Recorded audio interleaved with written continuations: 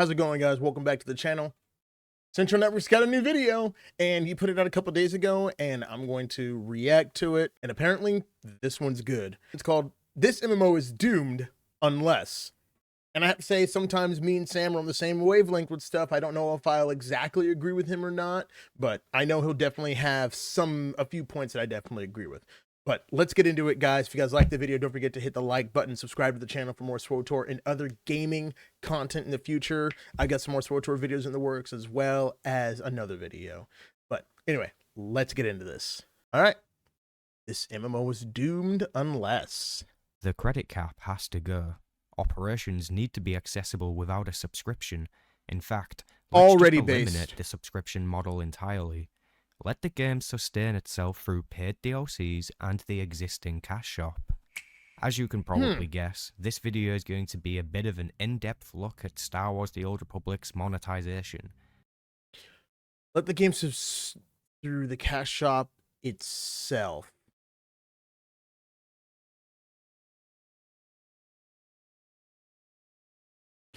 I don't know how I feel about that one. Maybe because I think games like Guild Wars 2 prove that it can be done. Games like Final Fantasy, no, because you need a subscription for Final Fantasy.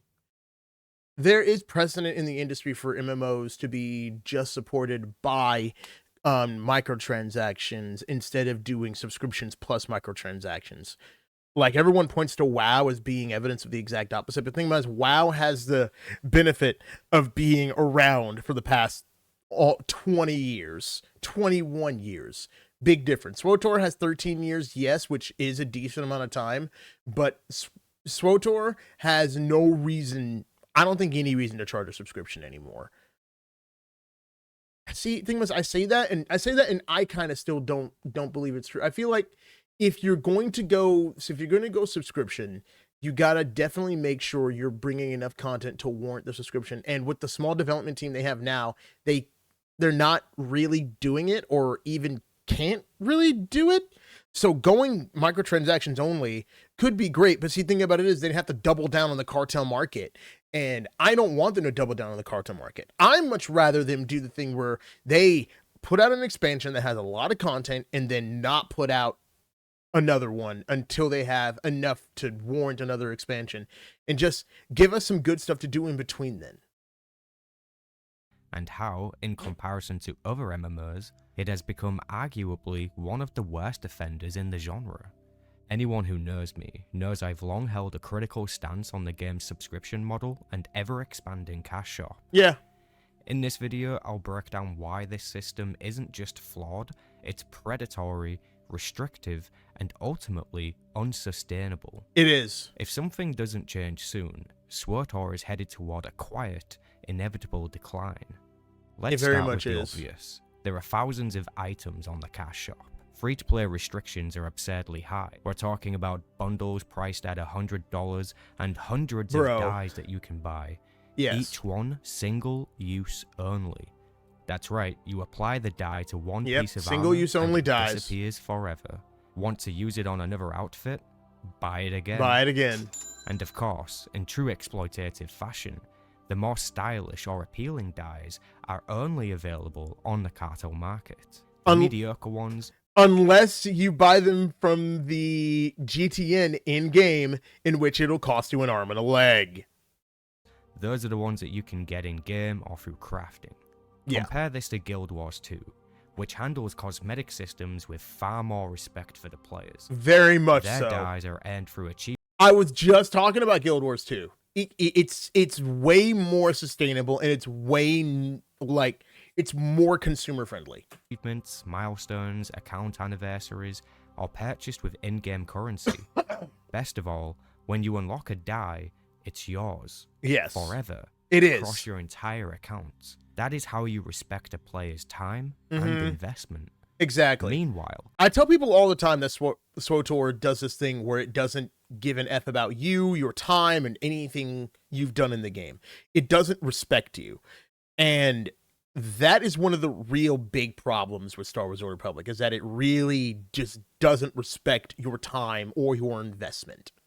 In Star Wars The Old Republic, There isn't even a single way to permanently unlock a die on even just one character. Nope. Let alone not a single way. And this is just the first example of many that I have for you. The monetization in Swtor has reached a level of absurdity that simply doesn't align with the current competitive MMO landscape. And yet, no one seems to be talking about it. The genre is more competitive than ever.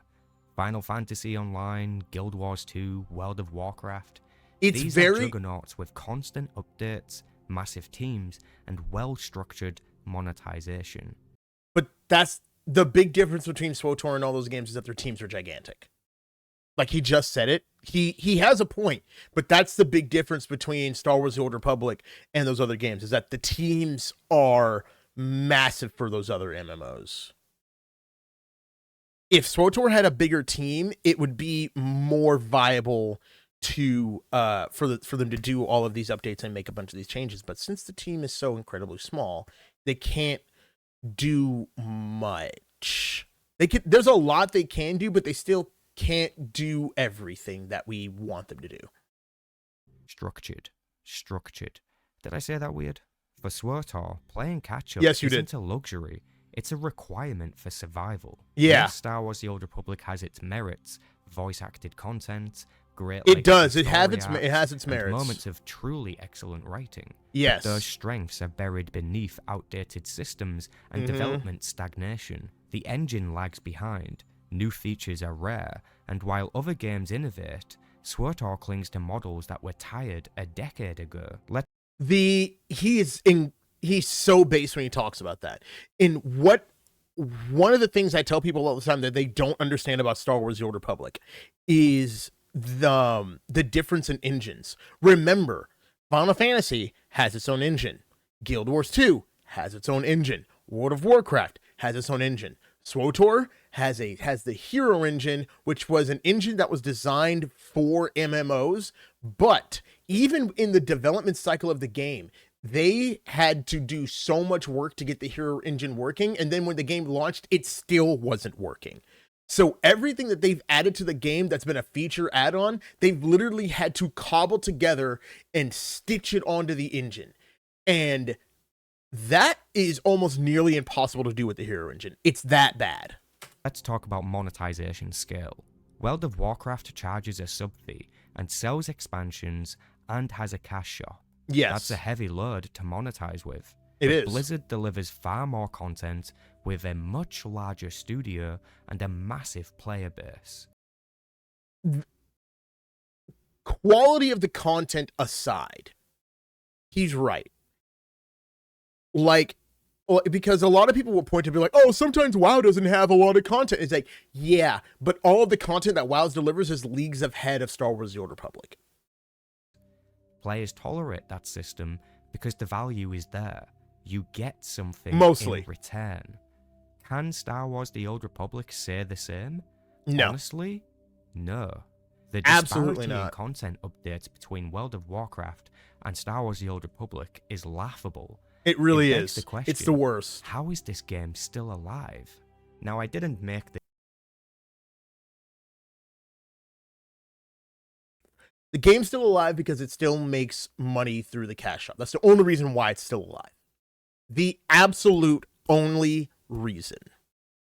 If it wasn't for that, game wouldn't be around. And a lot of people would ask the same thing about games like Ultima Online, and it's like, because the game still makes an okay amount of money. And plus, I bet that EA is holding on to it because this is the only part of the Star Wars license they have, and it's a decent amount of cash flow. If ever there's like a massive spike in Star Wars things, people would be like, hey, remember that MMO that came out in 2011? Yeah, I wonder if that game's still up. And they'll look it up, and it's still up, and they'll give it a shot. The only thing is that if they give it a shot, they're not going to be staying. This video to once again talk about how this game refuses to die. In fact, I made a whole ass documentary on that, so if you feel like watching more context, go check it out. I'm doing this because I care.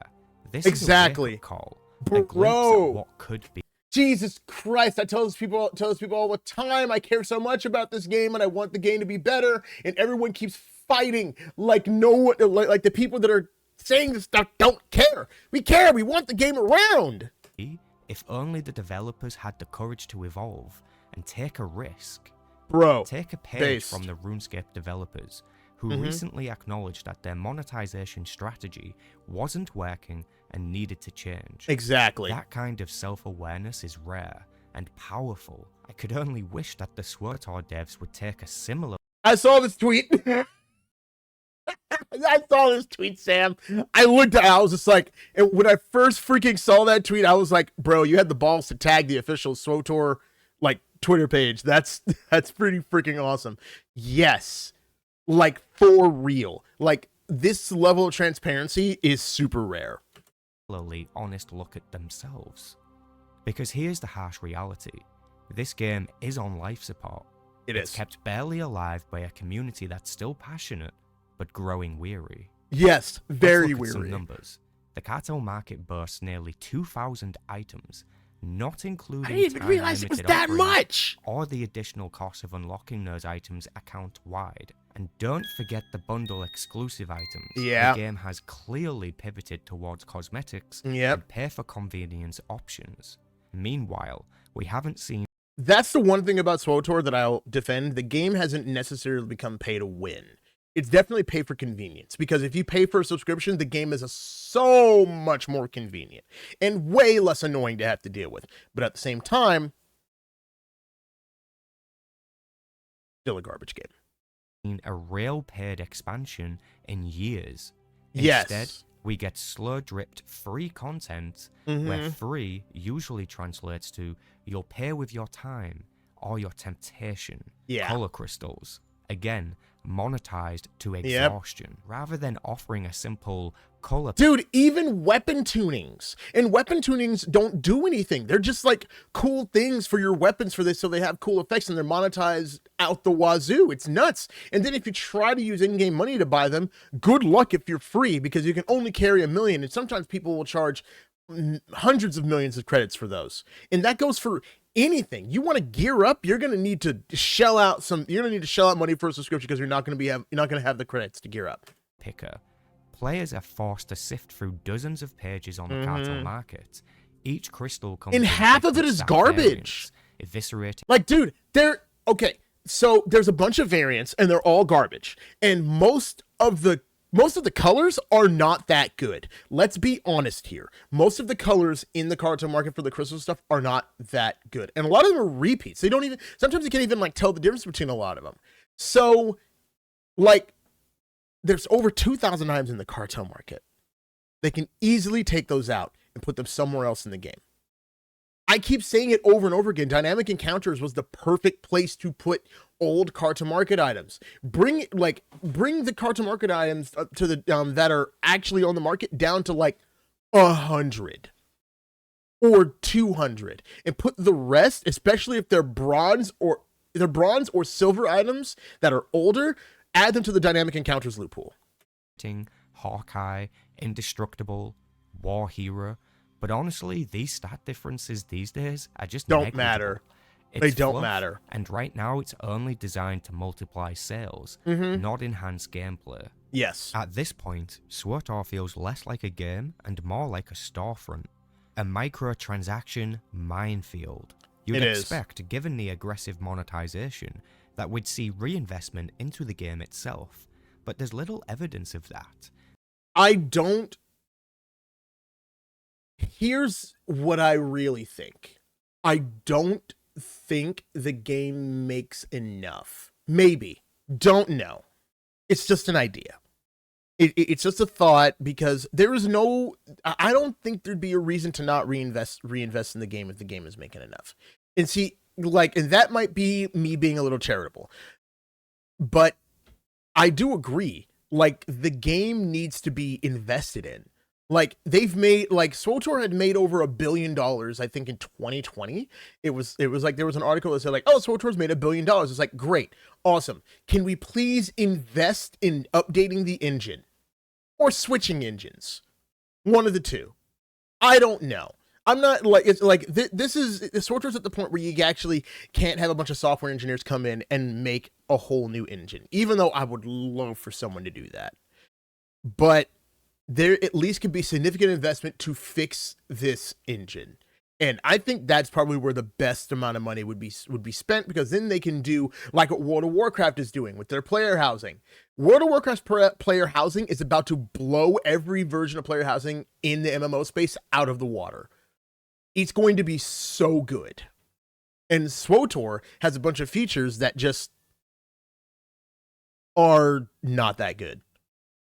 The last 2 expansions had minimal story content, and it's been over 3 years since so crappy story content. Progression. The last truly significant expansion was Knights of the Eternal Throne. Exactly. That was nearly 10 years ago. Yeah, 10 years ago. Decade since a good expansion.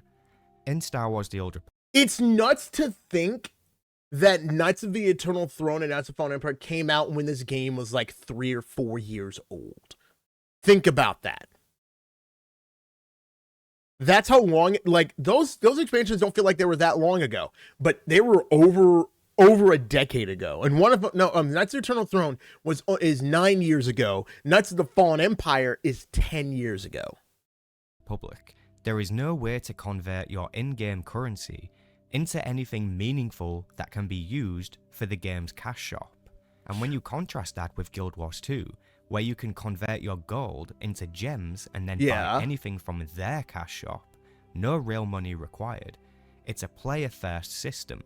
It works, and it builds trust. In Swtor, even trading between players incurs a ridiculous credit tax. Oh my gosh, it's so high. Millions.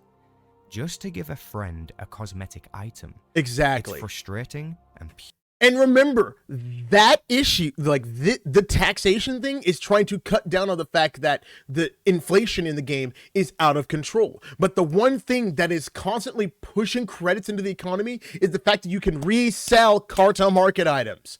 And those are the most expensive things on the GTN. If you sort it by cartel market, they're the most expensive things on the GTN, no matter what.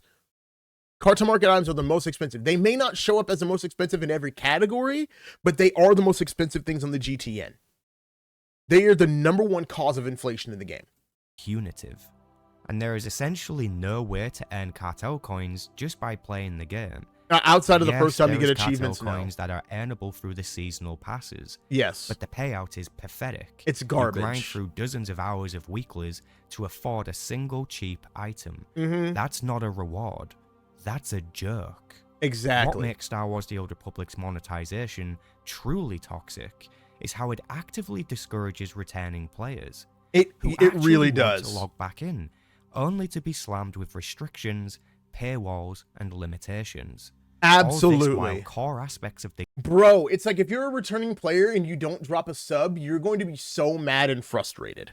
And because again, the freaking subscription, like they bully you. They're like, give us money or you don't have any credits. You can't do operations. You can't even talk. You can barely talk in Gen Chat. You can't access a normal cargo hold. You have to use it. No, wait, sorry. That's straight up free to play players. But there's a bunch of restrictions. There's so many I can't even name them all off your head. Remember, guys, you can't even ask for help or submit a help ticket if you're not giving them money. And a lot of people will be like, oh, that's not Broadsword's fault. That was under the control of BioWare. Here's the thing. Broadsword can change that. And they haven't. So either one of two things. Either they like it the way that it is, or they don't care. The game are either ignored or abandoned. Ignored. Neglected. Group content, neglected. Yes. New systems, rare. Yeah. Meanwhile, the cash shop is constantly updated. Yep. Because that's the priority. To be fair, I'll acknowledge the good. 64-bit client support is a step forward. Poggers. It was years overdue. Very New long. Character creation options, updated textures, and limited visual improvements show some progress. But these are surface-level patches. And again, dynamic encounters are really good. Dynamic encounters are really good. They really are. I will not take that away from this game. Dynamic encounters are good. Loot could be better, but dynamic encounters are good. On a bleeding wound. They don't address performance issues like FPS drops, unplayable 16-man content, a slideshow of a gameplay for PvP, or even some open-world Dark vs. Light bosses just straight up crashing the game. And then I heard about that. Promises. Nightmare R4 Anomaly, promised, never delivered. Yeah, I don't think it's out yet. Still waiting. Players still waiting on that. Questions about these delays have been banned from the forums and the Twitch chats. That's not transparency. That's censorship. It really is. I've talked to many players who want to stop spending money on the game but feel guilty. They worry that if they stop supporting the game financially, it'll shut down. I've talked about that before. Community loyalty. That's fear. Exactly. When $100 bundles dropped essentially back to back, it felt like a slap in the face. It was a slap in the face. Was included, sure, but what is a subscription worth when there is no new story content or other meaningful updates? Yes, there was a voice actor strike, but let's be honest, that's not a blanket excuse for over a year. No, it's not. It's not. It's like everyone's like, dude, have mercy on them because of the voice actor strike. It's like that, that's out of their control, but that's still no excuse. There's still a bunch of other things that could have been done in the meantime, but also just like straight up the story content alone, it's been in the same place for the past 3 years. It's freaking nuts. Developed content in parallel or shifted focus temporarily. Instead, we've had nothing but fluff content and the cash shop hammered with more and more cosmetics. Yep. That is not development. That is neglect. The truth is, the studio needs a hard reset, and that starts with dropping the subscription model. Make Swtor truly free to play. Ditch the credit cap, let people chat, trade, mail, and play the game without a payment barrier. No MMO should lock out basic functionality behind a paywall. Exactly. Not in 2025. Right now, Swtor is charging players for the privilege of limited interaction. Pretty much, You can't hide your head slot. Nope. You can't use more than one crew skill. Nope. You can't lead a guild. Exactly. You can't even see who is online. This is absurd. The reason this matters is because Swtor isn't offering enough in return. It's really trying to sell you everything while doing nothing. This is a game that has made billions over the years, and yet it's one of the least updated, least transparent, and the least player-friendly MMOs on the market. Now, we've got it really passes, one for general... I tell people all the time, if Destiny is beating you, you have a problem. Content, another for PvP. Both are monetized, and yes, the PvP one is technically free to play. Technically. Again, you can pay your way through it. The monetization machine never stops turning. Never stops. Some will argue you can't expect everything to be free. And sure, fair point. Bro, anytime I hear someone be like, you can't expect to get everything for free. Bro, I get so mad when people say like, oh, we shouldn't be doing anything for the free-to-play parasites. I'm like, wow. It's the dumbest thing ever. You do realize that if like the free-to-play players or the new people coming in, the reason why this game has a shut down, right? Like, it is so short-sighted and so just you're blind if you think that not giving the free-to-play players something to do is good for the game. It's not good. It's bad. In fact, what really happens? Free-to-play players come in, they realize they're being nerfed, and they leave. And you know what happens? Player count goes through the floor. And then all of a sudden you're surrounded by veterans who who are mad at the way the game is going, and then they leave. So then what's left? You're not going to be happy until this game is Anarchy Online. You're not going to be happy until this game is Lord of the Rings Online. Sorry, Aubrey. Sorry, Aubrey. I know you're probably watching this, but I'd much rather have you guys as community manager. But you're not going to stop until this game is Aura Kingdom, Fiesta Online. Is that what you guys want? Because if you don't want that, then you have to at least want the game to change. But look at the competition. Guild Wars 2 is free to play. It sells fair DLC that you keep once you've purchased it. Yes. And has a loyal player base because it respects their time. It's a good That game. game just greenlit a sequel. That's what success looks like. Whoa. Guild Wars... Wait. They're doing Guild Wars 3?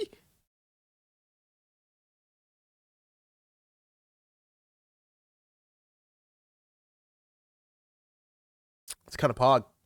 Compare that to Star Wars The Old Republic, which keeps finding new ways to charge more while delivering you less. A Star Wars MMO could have been so much more than this. Absolutely. Voice-acted story content used to be the game's crown jewel. Bro, that's like the thing I tell people all the time. Gosh, this could have been a great Star Wars game. It could have been so good. And it still can be good if they would just do something. But even that has been scaled back. Dialogue is reduced to KOTOR-style text boxes. That's annoying. Multiplayer features have been sidelined for nearly a decade. It's no longer the ambitious project it once was. It's a hollow shell of its former self. So what's the solution? All free-to-play restrictions must go. Bring back paid expansions.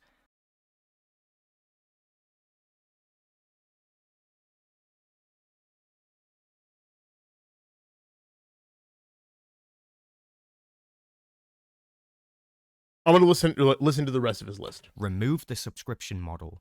There is no other path forward. All right, so wait. What was the last thing you said? Okay. Remove all free-to-play restrictions of its former self. So what's the solution? All free-to-play restrictions must go. Bring back paid expansions. Remove the subscription model. There is no other path forward. Okay. All right. I have some final thoughts. Removing all free-to-play subscriptions. Oh gosh, I'm trying to think.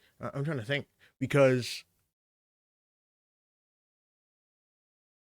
even Guild Wars 2 has a couple free-to-play. I think has a couple free-to-play limitations, like character slots and stuff like that.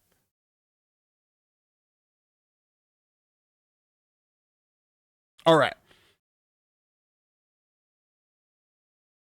I'm gonna throw. I agree with Sam. Remove the free-to-play limitations. Right. If you want to monetize the $100 bundles and the cartel market and stuff like that, remove the subscriptions and remove the free-to-play limitations because they're expecting. Because they're not just expecting free-to-play players to buy this stuff. They're expecting paid subscriptions to buy that stuff. Here, if you remove the free-to-play restrictions, that is an olive branch to the player base that I think they need. Let free-to-play players run ops, like remove the credit caps and all that fun stuff. Absolutely, I'm for that. Paid expansions, yes, and not just like small paid expansions. Paid expansions with story content, raids, and PvP. You gotta give the player base something if we're going to be paying for it.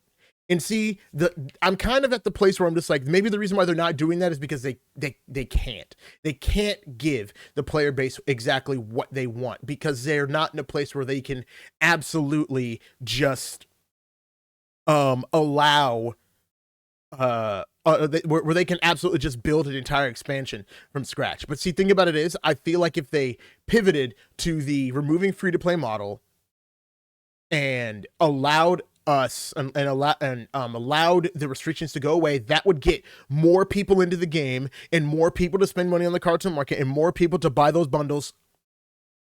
And then they would have the money to make a bigger expansion. Then they could probably make more money and hire a bigger team so that they can get back to the place where they can do, or get back to a place where they can do it. But that all requires one thing. The one thing that I think that we're not talking about is that would require EA to care. But see, I really think that I don't think EA is watching that closely. So maybe EA is there maybe EA will leave them alone enough to make their own decisions and make decisions for the game. That's what I think is where it's at, because they wouldn't have moved it to Broadsword if EA was actively looking over everything. That's just my thought process on that. I don't know if that's a fact or not. But Sam, banger video. I agree with Sam. And I know a lot of people are just like, oh, you content creators all say the same thing and stuff like that. Listen, when someone has a good idea, it's a good idea. And what Sam's talking about in this video is good. And I think these changes would actually do a lot for the game. And I think it would actually, not gonna lie, it would bring a lot of veteran players back. That and let us do chapter playthroughs of the original class storyline so that we can go back and play our favorite moments, and so that content creators can go back and record footage without having to go back and start the game all over again and play through one through all 11 planets all over again. But that's just me. But anyway, guys, subscribe to Star Wars Central. Subscribe to me. Like the video if you guys liked it, and tell me what you guys think of, if these changes would actually be good for Star Wars: The Old Republic, and if you guys have any other suggestions that you think Broadsword should absolutely do to fix the game. Anyway, thank you guys for watching. Remember, never trust a Hutt. Always save the blue Twi'leks. Retortion me, and may the Force serve you well.